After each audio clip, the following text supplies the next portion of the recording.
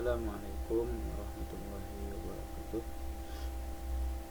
Innal hamdalillah nahmaduhu wa nasta'inuhu wa nastaghfiruh wa natubu ilaihi wa na'udzu billahi min shururi anfusina wa min sayyiati a'malina. Man yahdihillahu fala mudilla lahu wa man yudlilhu fala hadiyalah.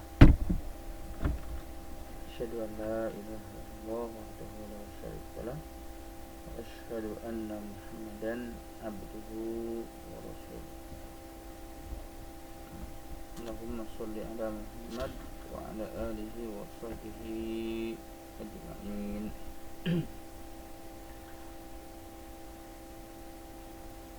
Anak-anak sekalian yang dirahmati Allah Subhanahu wa taala, alhamdulillah kita masih diberikan kesehatan Allah Subhanahu wa taala sehingga kita masih bisa melaksanakan aktivitas dalam keadaan sehat walafiat. Insyaallah pada kesempatan ini kita lanjutkan materi yang telah disampaikan sebelumnya. Kita masuk kepada dalil di surat Al-Hujurat ayat 13 ya. Ini yang berkaitan dengan masalah toleransi sebelumnya ya. Di surat Al-Hujurat ayat 13, A'udzubillahi minasyaitonirrajim.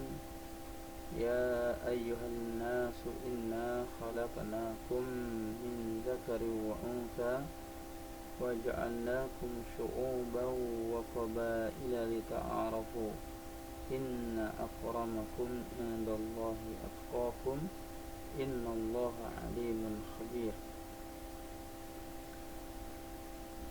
Anak sekalian yang dirahmati Allah Subhanahu wa taala, surat Al-Hujurat ini merupakan salah satu surah Madaniyah.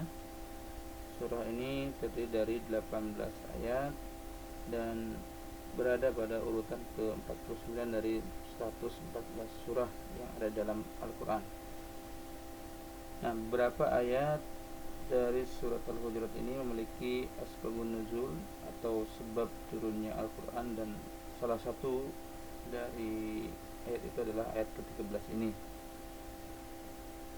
Ibnu Abi Hatim meriwayatkan dari Abi Mulaikah yang berkata, setelah pembebasan kota Makkah, bila naik ke atas Ka'bah lalu mengumandangkan azan. Melihat itu, sebagian orang lalu berkata, bagaimana mungkin budak hitam ini justru mengumandangkan azan di atas Ka'bah? Sebagian yang lain berkata dengan nada mengejek, apakah Allah akan murka kalau bukan dia mengumandangkan azan?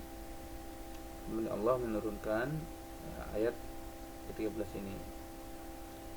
Nah, apakah kalian pernah tahu siapa Bilal itu? Nah, ini pertanyaannya. Bilal itu nama lengkapnya Bilal bin Rabah. Dia adalah seorang budak yang berkulit hitam dari negeri Habasyah. Habasyah itu sekarang itu Ethiopia ya.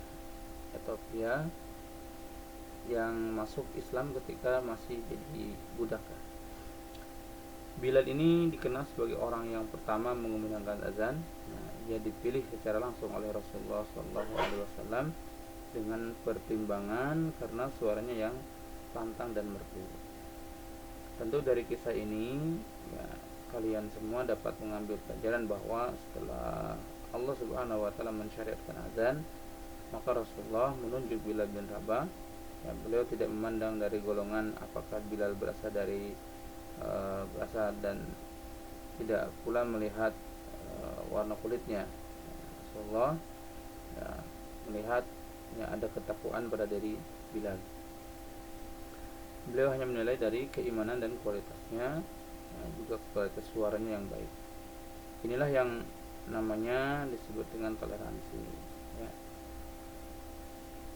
Rasulullah SAW sudah mencontohkan dengan begitu indah ya, bahwa dalam Islam tidak memandang warna kulit ataupun kedudukan.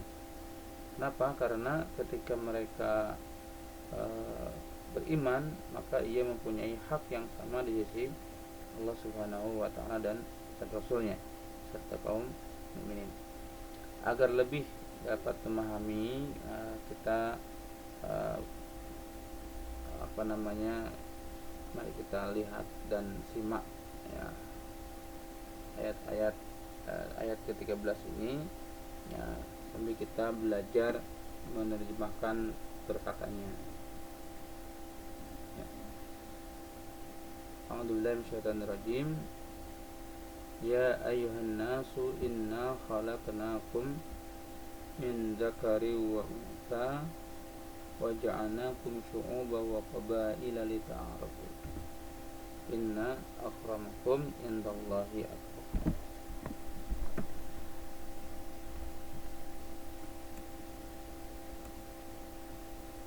Ya. Baik. Ya ayyuhan nasu inna khalaqnakum min dzakari wa untha wa ja'alnakum syu'uban wa qabaila lita'arafu. Ya ayyuha, bukan perkataannya ya. Ya ayyuha, wahai an-nasu, manusia ya. Inna, sesungguhnya kami Allah ya, khalaqnakum, telah kami ciptakan kalian, min dzakarin wa untha, dari dzakar. Dzakar itu laki-laki, jenis laki-laki, wa untha, dan jenis perempuan. Wa ja'alnakum, dan telah kami jadikan kalian, kami Allah jadikan kalian syu'uban, berbangsa, wa qabail, bersuku ya, bersuku-suku, lita'arafu, untuk saling mengenal. Ini ya ayyuha, wahai an-nasu, manusia, inna, sesungguhnya kami Allah, khalaqnakum, telah kami Allah, ini Allah ya, maknanya Allah kami ciptakan ya, min dzakari wa untha, ya, dari laki-laki dan perempuan. Jadi tidak ada jenis ketiga selain dari laki-laki dan perempuan. Jadi Allah cuma menciptakan dua jenis, laki-laki dan perempuan. Jadi kalau ada orang mengatakan jenis ketiga, maka itu menyalahi ya sunatullah. Maka orang-orang itu telah melampaui batasnya. Wa ja'alnakum syu'uban wa qabaila lita'arafu. Dan inna akramakum indallahi atqakum. Inna, sesungguhnya, akramakum, yang paling mulia di antara kalian, dari kalian, indallahi, di sisi Allah ya, atqakum, paling bertakwa di antara kalian.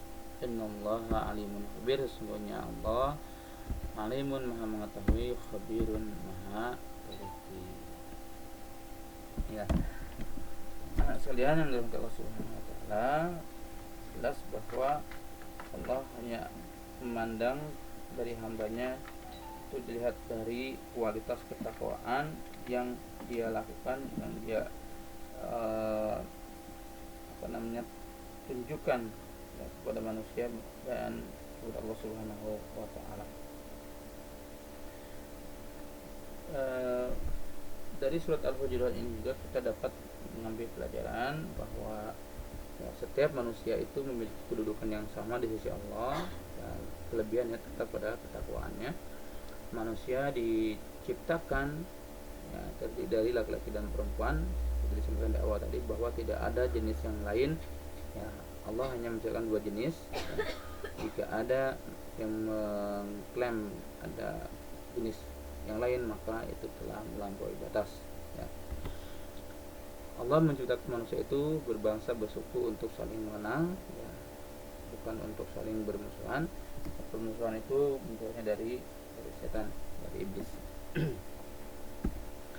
Dan orang yang paling mulia di sisi Allah Subhanahu wa taala itu adalah orang yang paling bertakwa. Maka sekalian rahmat Allah Subhanahu wa taala, jangan melihat orang itu ya, hanya dari penampilan, kekayaan, harta dan jabatan dan lain sebagainya, tapi bisa dilihat daripada bagaimana dia mengimplementasikan ketakwaannya, keimanannya kepada Allah Subhanahu wa taala, dan bisa mengamalkan syariat Allah Subhanahu wa taala. Nah, tentu banyak sekali ya kaitannya dengan kehidupan kita ya, kehidupan kita. Ini nanti bisa jadi sebuah proyek buat kalian ya, tugas buat kalian ya, bagaimana apakah ada gitu kan keterkaitan antara surat Al-Hujurat ayat 13 ini dengan kehidupan kita. Nah, nanti bisa kalian mencari ya sebagai sebuah pembelajaran bagi kalian, karena apalagi di masa seperti ini ya, pembelajaran itu ya, harus benar-benar dilakukan ya dengan penuh kesadaran dari kalian masing-masing. Nah, kemudian apakah menurut kamu ini ya yang harus dilakukan untuk menumbuhkan sikap toleransi yang sebagaimana diajarkan oleh Rasulullah SAW? Nah, nanti sebagai akhir dari apa yang kamu kerjakan itu ya, silahkan nanti kamu di share di grup WA ya, itu. Sekali lagi ya, untuk surat Al-Hujurat ini ya, banyak sekali yang kita ambil pelajaran, contohnya ada 4 poin ini. Dan sebagai penutup buat kalian ya, ini tugas ya buat kalian ya, adakah keterkaitan antara ayat 13 surat Al-Hujurat ini dengan kehidupan kita dalam kehidupan sehari-hari? Silakan dijelaskan ya. Kemudian menurut kamu apa saja yang harus dilakukan untuk merubah atau menumbuhkan sebuah sikap toleransi? Nah, silakan nanti jawabannya kamu boleh tulis, diketik boleh ya, silakan nanti kirim filenya. Nah, bagi yang punya laptop silakan, atau komputer, diketik kemudian dikirim filenya. Nah, kemudian yang tidak punya silakan ditulis di buku tulis, kemudian dikirim gambarnya seperti itu ya. Nah, jangan sampai ini ya, silakan cari di mana saja preferensinya, tapi jangan copy paste, harus diedit ya, harus mengerti, harus paham, jangan sampai mengambil dari beberapa sumber tapi tidak paham seperti itu ya. Seperti itu untuk kegiatan pembelajaran pada kesempatan ini, mudah-mudahan bermanfaat. Hadanallahu wa iyyakum ajma'in. Wassalamualaikum warahmatullahi wabarakatuh.